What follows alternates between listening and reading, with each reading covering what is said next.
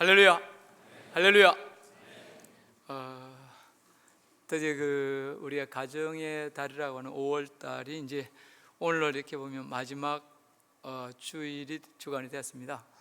어떻게 한 달 동안 이렇게 잘 보내셨나요? 오늘 이렇게 예배 드리기 전에 우리 서로 옆 사람하고 좀 인사하는 시간을 가졌으면 좋겠어요. 함께 예배할 수 있어서 참 기쁩니다. 옆에 분들 보시면서 함께 예배할 수 있어서 참 기쁩니다. 그렇죠? 여러분, 우리 가정의 달을 맞으면서 자녀의 중요성, 가족의 중요성을 강조하지만 정작 우리 성도들은 또 그리스도의 피로 한 가족 되었잖아요. 그런 부분을 우리가 이렇게 간구하고 걸어왔을 수도 있습니다. 어떻게 보면 이렇게 한 자리에서 건강하게 옆에 같이 앉아서 예배할 수 있다는 것만 해도 얼마나 감사한지 모릅니다. 여러분들과 함께 예배할 수 있어서 저도 너무너무 감사합니다. 그리고 우리 박철 목사님 이제 우리 교회를 떠난 개척하러 간 지 한 몇 개월 됐나요? 2, 3개월 됐는데요. 연락이 가끔 옵니다. 연락이 오는데 지금도 열심히 사역하고 있습니다. 저번에 이야기 드린 대로 지금 거기가 이제 상가를 세내가지고 지금 하고 있는데요. 저번에 우리가 이제 말씀드린 대로 상가를 새롭게 우리가 매입하기로 결정하고 계약을 했습니다. 그리고 이번 28일 날 내일 모레 이제 잔금을 치르게 되면 이제 이렇게 거기서 이제 더 이상 세부담 없이 좀 소신껏 또 열심히 사역할 수 있는 그런 환경이 조성될 거라고 생각합니다. 여러분, 우리가 물질적인 도움도 필요하지만 더 중요한 것은 우리의 기도라고 믿습니다. 우리가 그곳에 열심히 사역함으로 또 진짜 실망하지 않고 힘껏 사역함으로 하나님 주시는 부흥의 은혜를 체험할 수 있기를 위해서 계속 기도해 주시기를 부탁을 드립니다. 당신은 정말로 만족한 삶을 살고 있습니까? 여러분에게 누군가가 이렇게 묻는다면 과연 몇 분이나 예 그렇습니다라고 대답할 수 있을까요? 만족한 삶, 안전한 삶을 살고자 하는 욕구는 우리 인간이 가진 욕망 가운데 가장 큰 욕구의 하나일 것입니다. 그러나 우리 가운데 이 욕구가 다 채워지는 삶을 사는 사람은 그렇게 많지 않습니다. 우리는 다 안전하고 만족한 삶을 원하지만 여러 가지 염려와 불안이 더 큰 무게로 우리를 짓누르고 있습니다. 아담의 범죄로 하나님을 떠난 우리 인류는 한시도 편할 날이 없는 순간순간들을 보내고 있습니다. 얼마 전 한 대학교 교수가 500명을 대상으로 학교 선생님들의 직업윤리를 조사해서 발표한 적이 있습니다. 그 논문에 의하면 교직에 불만을 품고 있는 사람, 다시 말해서 직업 선택을 잘못했다고 생각하는 사람이 67%, 봉급이 작아서 생활에 안정이 없다고 대답한 사람이 64%, 사회로부터 푸대접을 받기 때문에 불만이라는 그런 사람이 무려 42% 되었습니다. 우리나라의 미래를 걸머진 학문의 전당에도 불만과 염려, 불안한 감정이 큰 부분을 차지하고 있다는 충격적인 조사였습니다. 이런 의식구조를 가진 교사에게 배운 학생들 역시 불평하고 만족하지 못하는 것은 불을 보듯 뻔한 이야기입니다. 또 교사가 이렇다면 다른 직종에 종사하는 사람들의 불만이야 더 말해 못하겠습니까?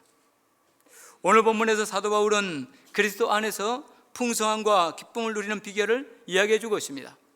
그런데 여기서 말하는 기쁨은 슬픔이 없는 기쁨이 아닙니다. 오히려 고난 속에서 파도처럼 밀려오는 슬픔에도 불구하고 주 안에서 누리는 기쁨이요 풍성함입니다. 살다 보면 우리 모두 슬픈 일 당할 수 있습니다. 뜻하지 않은 고난이 닥쳐올 수 있습니다. 고통이 우리를 떠나지 않을 때도 있습니다. 그러나 주님 주시는 하늘의 기쁨이 있을 때 우리는 땅의 슬픔을 딛고 풍성한 삶을 살아갈 수 있습니다. 그렇다면 우리에게 닥쳐오는 고난의 파도에도 불구하고 기뻐하며 풍성한 삶을 누릴 수 있는 비결이 무엇입니까? 아니, 그 풍성함을 누리기 위해서 우리가 해야 할 것이 무엇입니까? 그 답이 오늘 본문 11절에 나오고 있습니다. 우리 11절 말씀 같이 한번 읽어보겠습니다.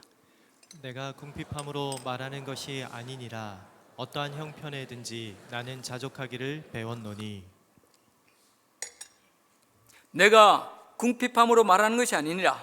어떠한 형편에든지 나는 자족하기를 배웠노니. 그 답은 바로 자족하는 것입니다. 풍성함과 기쁨은 소유나 외적 환경으로 인해서 오는 것이 아닙니다. 그것은 자족에서 오는 것입니다. 이미 알고 있는 대로 사실 사도 바울은 얼마나 많은 고통과 역경을 당했습니까? 또 얼마나 많이 무시당하고 굶주렸습니까? 그럼에도 불구하고 그가 기쁨으로 그 길을 갈 수 있었던 것, 또 그토록 풍성한 열매를 맺을 수 있었던 것, 다 자족 때문이라고 그는 고백하고 있습니다. 그렇다면 자족이 뭡니까? 이 자족으로 번역된 헬라어 아우타르케스, 이 아우타르케스는 자기 자신을 뜻하는 대명사 아우토스와 넉넉하다, 충분하다는 뜻을 지닌 아르케오가 합쳐서 된 말입니다. 따라서 자기 스스로에 대해서 넉넉하게 느끼다, 또 자기 자신에 대해서 충분하다고 느끼는 것, 그것이 바로 자족입니다. 우리는 자족하면 절제나 전략이라는 이 단어를 떠올릴 수 있습니다. 그러나 절제나 전략이라는 말 속에는 아낀다, 안 쓴다, 참는다는 의미가 들어있습니다. 얼마 전까지만 해도 아나바다 운동이 크게 유행했었죠. 아껴 쓰고 나눠 쓰고 바꿔 쓰고 다시 쓰자는 그런 운동입니다. 전략하고 서로 나누자는 의도로 이 캠페인을 했는데 얼마나 바람직하고 좋은 일인지 모릅니다. 그러나 자족은 이런 전략이나 절제보다 훨씬 더 적극적인 개념입니다. 우리는 절제, 좀 더 안 쓰고 좀 덜 입고 아낄 수 있습니다.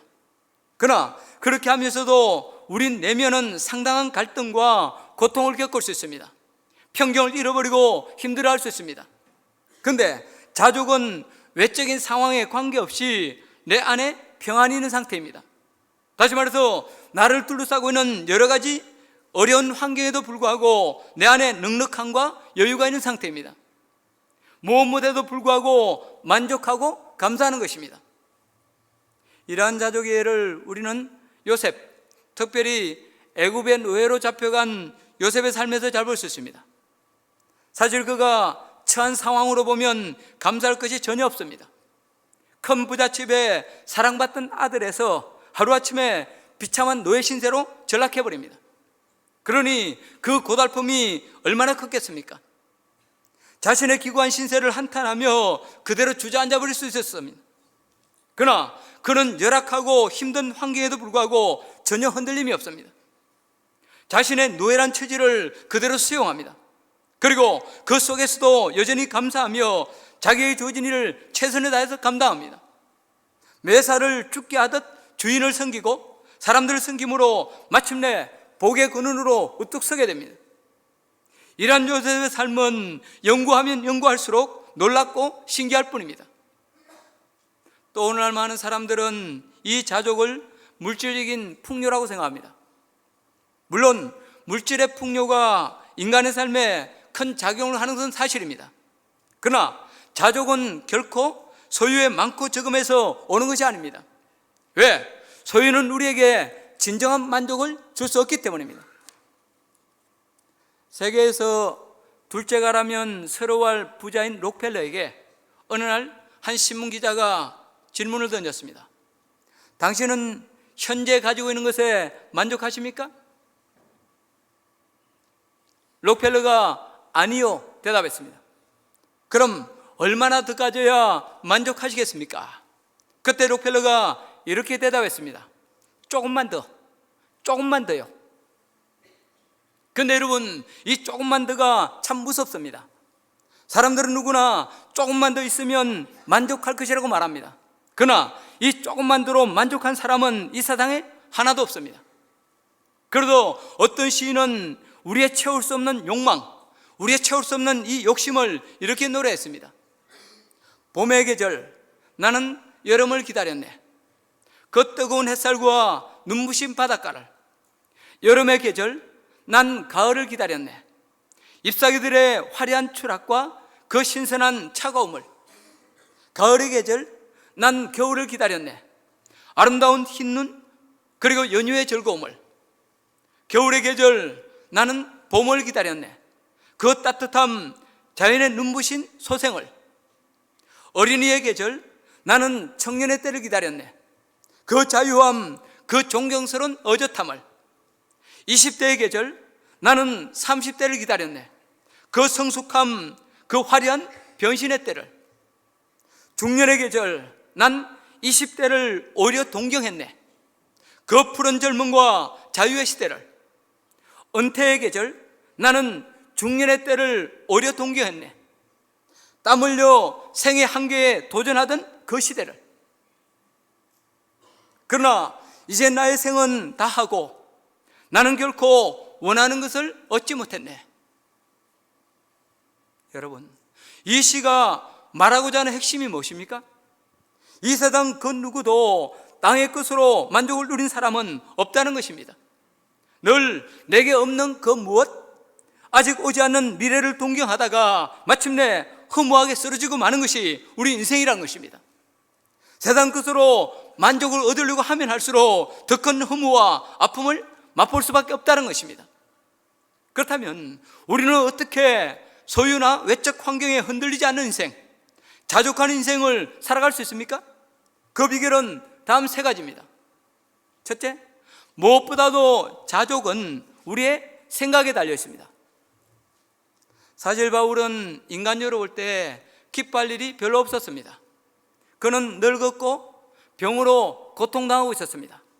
더욱이 그는 로마의 깊은 감옥석에 갇혀서 자유조차 없는 상태였습니다. 특별히 빌립보 교회는 바울이 마게도냐를 떠날 때 선교비를 거두어 주면서 앞으로 계속 돕겠다고 약속을 했습니다. 그런데 어떤 이유인지는 모르지만 한동안 잊어버리고 그 약속을 제대로 지키지 않았습니다. 이쯤 되면 바울의 입장에서 서운한 마음이 들 만하지 않습니까? 모든 열정과 에너지를 쏟아 세운 교회가 자신을 외면하고 약속한 선교비마저 보내지 않을 때 어찌 배신감이 들지 않겠습니까? 그런 상황에서 빌립보 교회로부터 다시 선교비가 왔습니다. 이에 대해 바울이 뭐라고 말합니까? 10절입니다. 우리 10절 말씀 같이 한번 읽어보겠습니다. 내가 주 안에서 크게 기뻐함은 너희가 나를 생각하던 것이 이제 다시 싹이 남이니 너희가 또한 이를 위하여 생각은 하였으나 기회가 없었느니라. 여러분 보십시오. 여기서 바울은 빌립보 교회가 선교비를 빼먹고 보내지 않은 것을 불평하거나 원망하지 않습니다. 비록 선교비를 보내지 않았어도 그들이 자기를 생각하며 기도하고 있다는 점에 대해서는 추호도 의심하지 않습니다.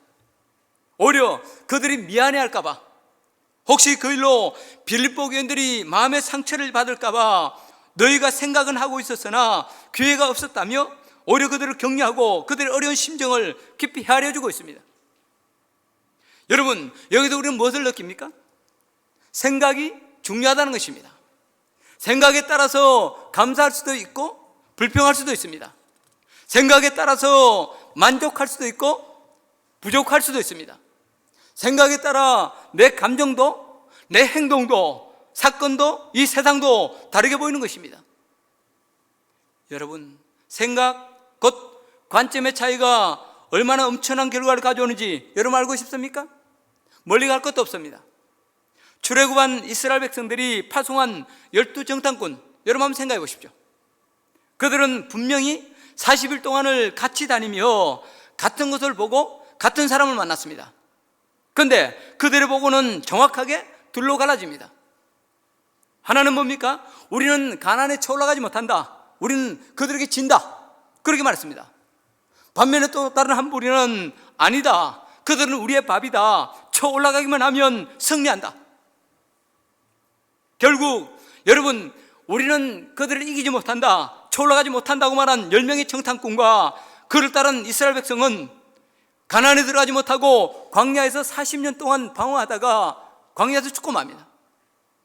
반면에 저 올라가면 이긴다, 그들은 우리의 밥이라고 외쳤던 여호수아와 갈렙은 어떻습니까? 그들의 고백대로 가나안 정복의 주인공이 됐습니다. 여러분, 얼마나 엄청난 차이입니까?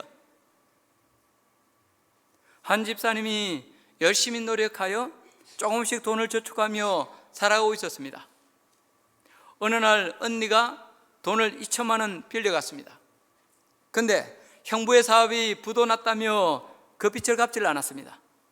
그러면서도 언니네가 자기보다 자가용도 더 좋은 것을 타고 잘 먹고 잘 쓰는 것이 너무너무 화가 나서 병이 날 지경이었습니다. 그런 언니는 없는 것만 못하다고 화풀이 했으나 소용이 없었습니다. 고민 끝에 이 집사님은 돈 받는 방법은 기도밖에 없다고 생각하고 새벽에 나와 기도하기 시작했습니다. 하나님, 언니가 돈 2천만 원을 빌려가서 돌려주지를 않습니다. 그 돈이 제게 얼마나 피 같은 돈인지 하나님 아시지 않습니까? 그러니 언니의 마음을 감동시켜 그 돈을 갖게 해주세요. 만일 받게 해주시면 떼인셈 치고 딱 잘라서 500만 원 헌금하겠습니다. 그랬더니 성령의 감동이 언니에게 간 것이 아니라 자기에게 왔습니다. 딸아, 내 은혜가 내게 족하도다. 하나님, 너무너무 섭섭합니다. 돈 못 받는 것이 무슨 은혜입니까? 원망만 투정만 했습니다. 그때 마음속에 이런 말씀이 생각났습니다. 떠올랐습니다. 이 세상에 아무것도 가져온 것이 없음에 아무것도 가지고 가지 못하리니 우리가 먹을 것과 입을 것이 있은즉 족한 줄 알지니라. 자족하는 마음이 있으면 경건이 큰 이익이 되느니라. 이 말씀이 듣고 이 말씀을 깨닫고 비로소 이 집사님은 크게 깨달았습니다. 그래도 생각을 바꾸어 먹기로 했습니다. 그래, 내 돈 2천만 원이 나갔어도 그 돈을 다른 사람이 쓰지 않고 언니가 쓴 것이 얼마나 다행인가. 돈만 있으면 2천만 원이 아니라 몇 억이라도 도와야 당연한데 오히려 이렇게라도 도울 수 있으니 얼마나 감사한가. 이렇게 생각을 바꾸자 마음이 한결 자유롭고 기쁨이 생겼습니다. 그래서 그동안 언니에게 돈 달라고 괴롭힌 것 미안한 마음도 들고 해서 언니에게 전화를 걸었습니다. 언니, 이제 돈 갚지 않아도 괜찮아. 그동안 돈 받으려고 자주 괴롭힌 것 미안해 언니. 잘 살아? 울먹거리며 전화를 끊고 나자 이 언니가 충격을 크게 받았습니다. 안 그래도 성격이 극성인 동생인데 그 돈 때문에 뭔 일을 저지르지 않을까 심히 염려가 돼서 바로 다음날 돈을 만들어 가지고 왔다는 것입니다. 여러분, 제가 그 집사님이 헌금했는지 아닌지는 모르겠어요. 사랑하는 성도 여러분, 오늘 우리의 모습을 한번 돌아보십시오. 왜 그토록 힘들어하며 왜 그토록 불평하십니까? 내 생각을 바꾸지 못해서 아닙니까? 어차피 내 것 아닌 것 가지고 하나님의 것 가지고 내 것인 양 생각하고 집착하니까 괴로운 것 아닙니까? 그러므로 먼저 이제는 생각을 바꿔야 합니다. 그래서 한 경건한 신앙의 사람은 이런 기도를 드렸다고 합니다. 하나님이여, 변화시킬 수 있는 것들에 대해서는 바꿀 수 있는 용기를 주십시오. 그러나 변화시킬 수 없는 것들에 대해서는 감사함으로 받아들일 수 있는 겸손함을 주소서. 여러분, 오늘 이 시간 예배하는 우리 가운데도 해결되지 않은 여러 가지 문제로 골머리 앓는 분들 많이 있을 것입니다. 여러분이 고민한다고 그 문제가 해결되지 않습니다. 그렇죠? 그렇다면 이제는 뭡니까? 그것 때문에, 일 때문에, 여러분 그 일 때문에 힘든데 내 마음이 걱정함으로 고통을 가중시키지 마시기 바랍니다. 이제부터라도 우리 생각을 바꾸시기 바랍니다. 그럴 때 하나님께서 우리의 삶에 새로운 변화를 주실 것입니다. 오늘 예배하는 저와 여러분에게도 이런 생각의 변화가 있기를 주의 이름으로 축복합니다. 두 번째로, 자족은 예수 그리스도 안에서만 가능합니다. 다시 말해서 예수 그리스도 안에서만 자족을 누릴 수 있습니다.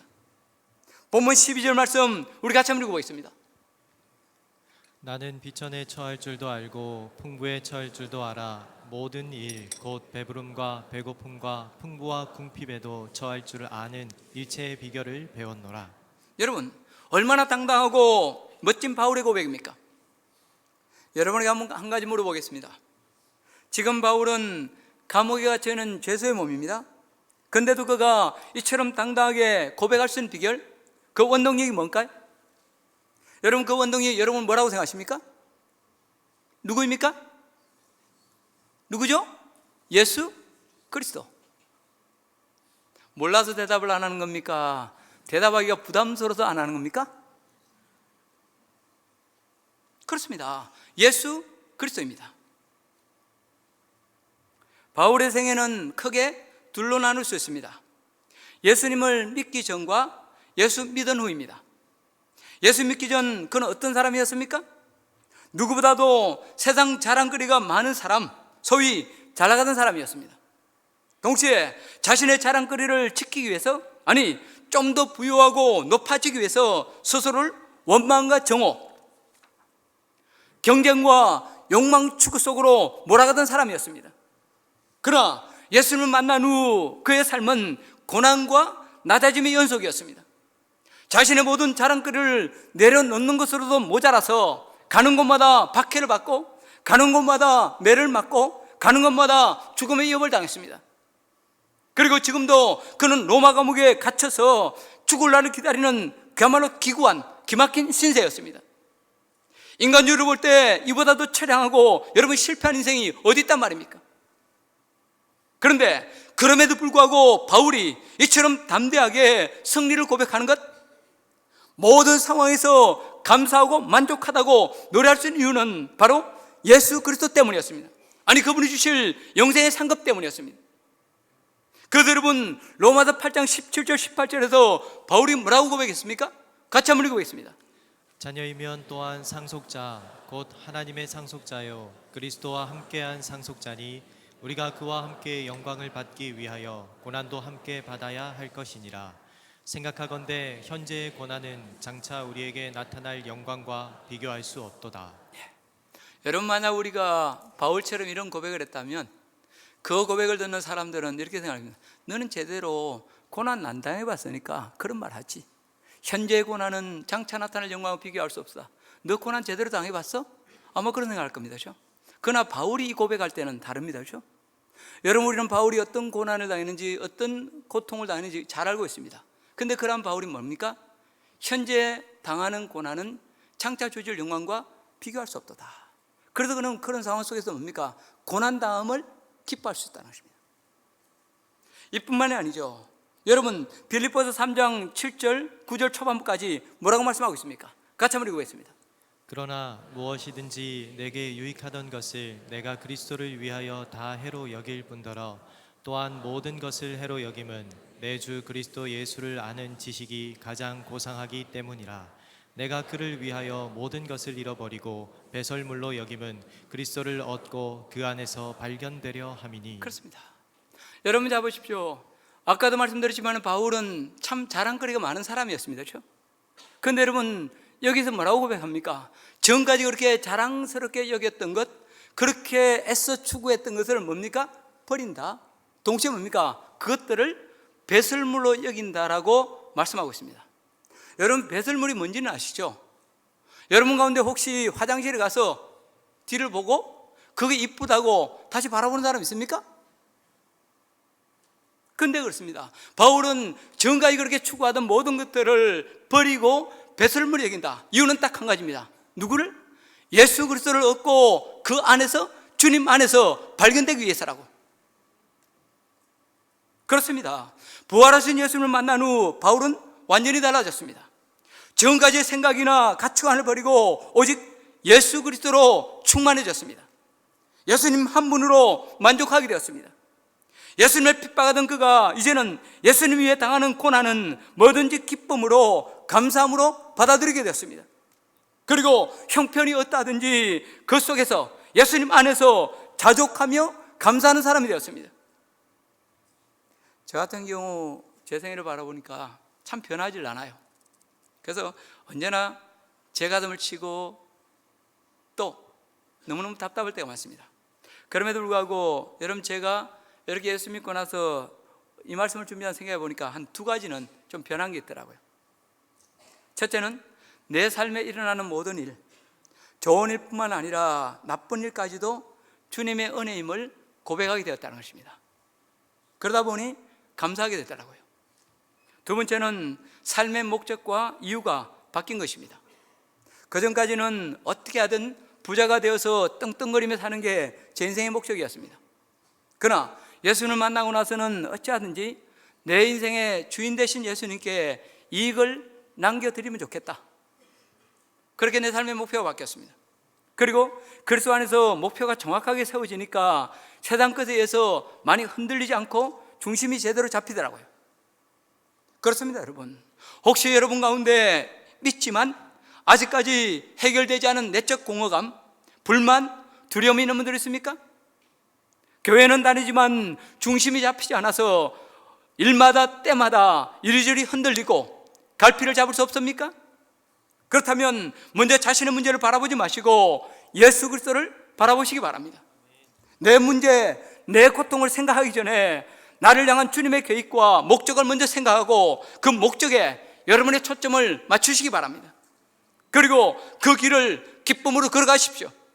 힘들고 어렵더라도 포기치 말고 하나님의 목적에 헌신하는 그런 삶을 선택하십시오. 그러면 주께서 우리에게 새 힘을 주십니다. 어떤 여건, 어떤 고난 앞에서도 기뻐하고 풍요를 누릴 수 있는 복된 삶 되게 해주십니다. 아니, 내가 생각하고 내가 고민한 것보다 훨씬 아름다운 삶, 놀라운 성취가 되는 삶, 그렇게 걸어갈 수 있도록 은혜 주시는 것입니다. 거듭 말씀드립니다. 예수 그리스도는 우리의 참된 만족이시며 참된 평화이십니다. 예수 그리스도를 만나기만 하면, 주 되신 예수님께 내 삶의 초점을 맞추기만 하면 세상이 우리를 어찌할 수 없습니다. 어떤 상황 속에서 자족하며 주 안에서 만족하는 삶, 감사하는 삶을 살아갈 수 있습니다. 이 은혜를 다 체험할 수 있기를 주의 이름으로 축복합니다. 세 번째로, 자족은 배움으로 이루어지는 것입니다. 본문 11절 12절 말씀 다시 한번 보십시오. 같이 한번 읽어보겠습니다. 내가 궁핍함으로 말하는 것이 아니니라. 어떠한 형편에든지 나는 자족하기를 배웠노니 나는 비천에 처할 줄도 알고 풍부에 처할 줄도 알아. 모든 일 곧 배부름과 배고픔과 풍부와 궁핍에도 처할 줄 아는 일체의 비결을 배웠노라. 자, 여러분 11절에 보십시오. 어떠한 형편에든지 나는 자족하기를 뭐라고 되어 있습니까? 배웠노니. 그렇죠? 또 12절에 뭐라고 되어 있습니까? 풍부와 궁핍에 처할 줄 아는 일체의 비결을 어떻게 해요? 배웠노라. 여러분, 여기서 중요한 단어는 배웠다는 말입니다. 그래서 배웠다는 말이 짧은 두 절에 두 번이나 나오고 있습니다. 특별히 11절에 나오는 배웠노니 헬라어 에마도는 행동이나 경험을 통해서 습득하다, 배우다는 뜻입니다. 여러분, 이것은 무엇을 말해줍니까? 바울의 자족은 어느 날 갑자기 자기도 모르는 사이에 한순간에 된 것이 아니라는 것입니다. 수많은 연단과 경험을 통해서 하나하나 체득했다는 것입니다. 시련에 시련을 겪고 시험에 시험을 이기고 어렵고 극한 상황과 계속 부딪히면서 조금씩 깨닫게 되었다는 것입니다. 그야말로 오랜 기간 배워서 얻은 것이라는 것입니다. 그렇습니다, 여러분.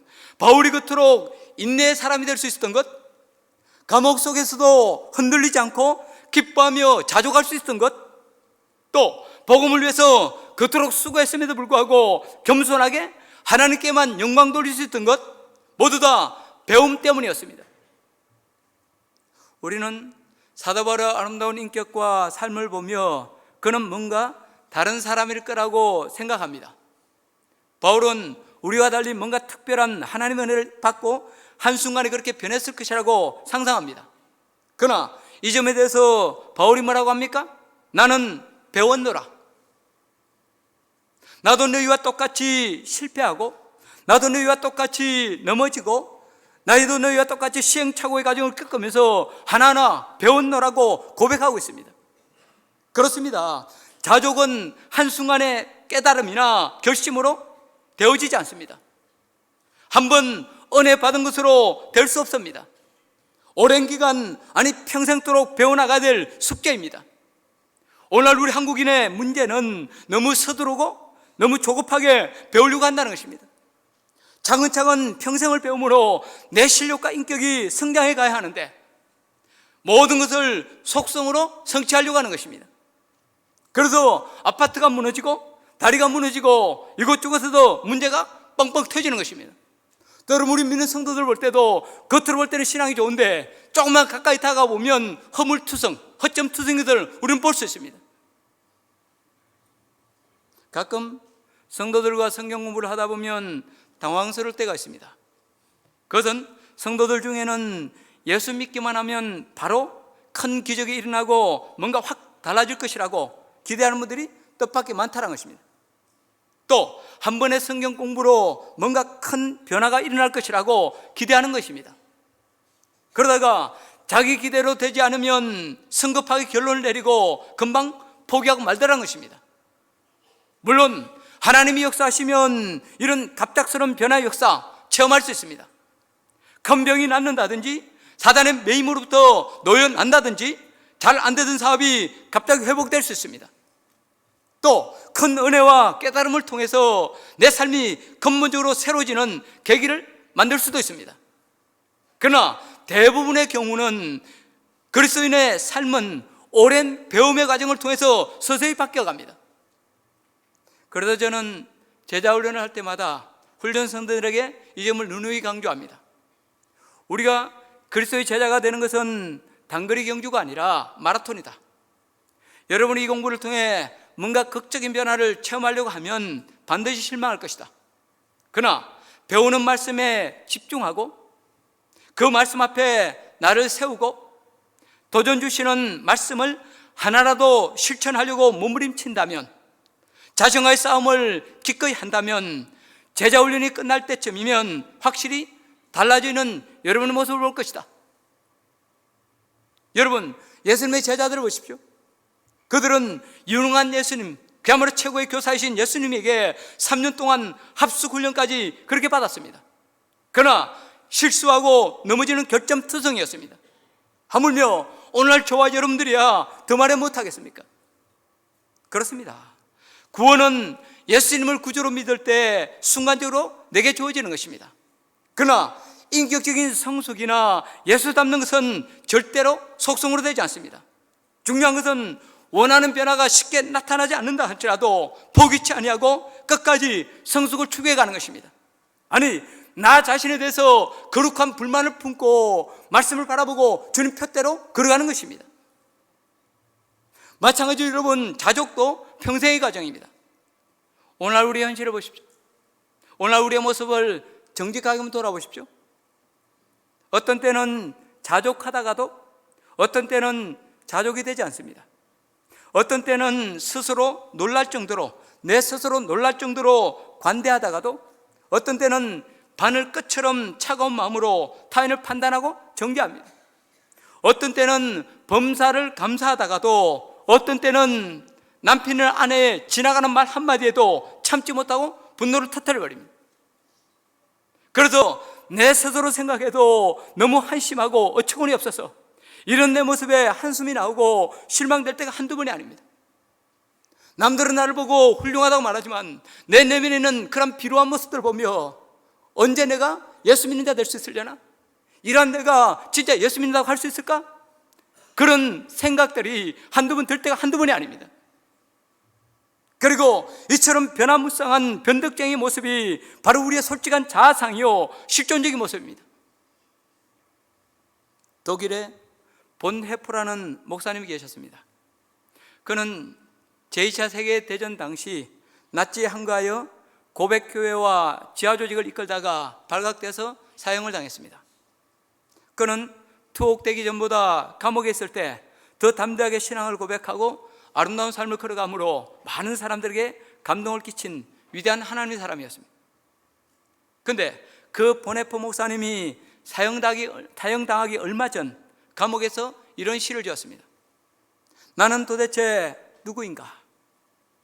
사람들은 나를 초연하고 명랑하고 확고하다고, 영주가 마치 자기 성에서 나오는 것처럼 당당하게 감옥에서 살아간다고 하는데 나는 정말 남들이 말하는 그런 자인가? 아니면 나는 다만 나 자신이 알고는 그런 자에 지나지 않는 걸까? 세상 속의 새처럼 불안해하고 그리워하다가 병들고 몸부림치고 갈구하고 분노하고 낙심하고 기도하고 생각하고 허탈에 빠지고 어기소침하여 모든 것에 작별을 구하는 나는 도대체 누구인가? 이 고독한 물음에 나는 웃는다. 오 하나님, 당신은 아십니다. 나는 당신의 것입니다. 여러분, 어떻게 보면 보네포 목사님의 이 고백은 우리 모두의 고백이라 할 수 있습니다. 어떻게 보면 남들은 나를 인정해 줄지 모르지만 우리의 내면에 성숙되지 못한 모습 때문에 사실 우리 얼마나 많이 고민합니까? 또 이런 때는 어떤 일을 하고 나서도 그것이 내 마음에 들지 않아서 그 때문에 얼마나 아파하고 얼마나 힘들어하고 때로는 눈물 흘립니까? 그런데 놀라운 사실이 있습니다. 우리는 이런 고민과 이런 실천의 과정, 이런 번뇌의 과정을 거쳐서 우리의 신앙이 자라고 자주걸 배우게 된다는 것입니다. 중요한 것은 생각이 많아지고 고민이 많더라도, 고민이 되더라도 조급하지 않고 말씀 따라 차근차근 걸어가는 것입니다. 어린 곰에 우화가 있습니다. 어린 곰이 걸음마를 배우기 시작할 점, 어떻게 걸어야 될 것인가 하는 문제로 심각한 고민에 빠졌습니다. 아주 생각이 많은 고민 같아요. 그래서 어미곰에게 물었습니다. 엄마, 내가 걸으려면 왼발부터 먼저 떼야 되나요? 아니면 오른발부터 먼저 떼야 되나요? 또 앞발이 먼저 나가야 하나요? 아니면 뒷발이 먼저 나가야 하나요? 그것도 아니면 왼쪽 두 발이 동시에 나가야 되나요? 아니면 오른쪽 두 발이 동시에 나가야 되나요?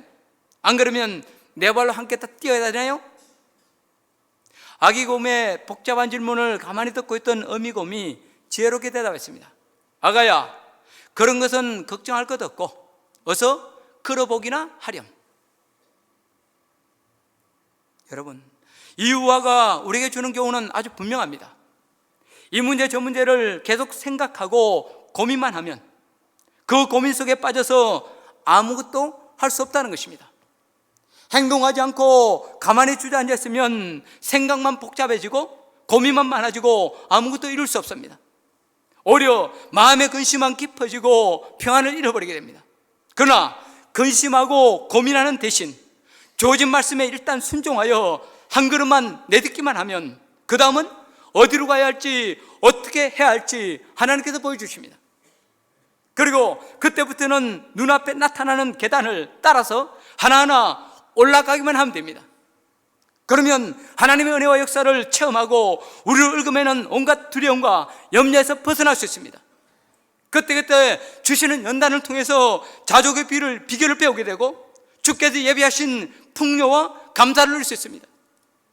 오히려 우리가 염려하고 고민할 때 상상할 수 없던 놀라운 은총으로 함께해 주시는 그 은혜를 누릴 수 있습니다. 이제 결론을 맺고 싶습니다. 오늘 사도 바울의 고백을 통하여 하나님께서는 저와 여러분이 자족하는 인생이 되라고 도전해 오십니다. 첫째로, 자족은 우리의 생각에 달려 있습니다. 내 생각의 방향을 어디로 잡느냐에 따라서 감사할 수도 있고 불평할 수도 있습니다. 여러분, 이 시간 예배하는 여러분 가운데 혹시 내 삶에는 여러 가지 근심거리로 걱정되는 분들 있습니까? 그렇다면 여러분, 그 생각의 방향을 바꾸시기 바랍니다. 두 번째로, 자족은 예수 그리스도 안에서만 제대로 누릴 수 있습니다. 세 번째로, 자족은 배움으로 이루어지는 것입니다. 배움을 멈추는 순간 우리는 이미 자족할 수 없는 사람이 되는 것입니다. 여러분, 저는 이 부분을 특별히 강조하고 싶습니다. 여러분, 오늘 우리가 걸어가다 보면, 어떤 신앙의 훈련을 하다 보면 사실 우리는 작심삼일일 때가 많습니다. 그렇죠? 그러다 보면 나의 변화의 가능성에 대해서 아예 포기해버립니다. 저는 이것이야말로 가장 악한 것이고 사단의 전략이라고 믿습니다. 비록 넘어지고 작심삼일이 될지라도 그때라도 우리는 자족할 수 있고 내 신앙이 예수님 닮고 싶다는 그들 포기해서는 안 됩니다. 그런데 자족을 배우는 것은 의외로 단순하고 간단합니다. 포기하지 않으면. 오늘 하루 살아가면서 가장 소박하게 하나님을 선택하고 그 말씀대로 한 걸음 걸어가면 하면 됩니다. 그러면 하나님을 배우게 되고 그 인도하심을 체험할 수 있습니다. 아니, 우리의 능력을 뛰어넘는 하나님의 은혜를 체험하고 어떤 형편이라든지 감사하고 자족할 수 있습니다. 이 자족의 은혜를 다 체험할 수 있기를 주의 이름으로 축복합니다. 찬양하고 기도하겠습니다.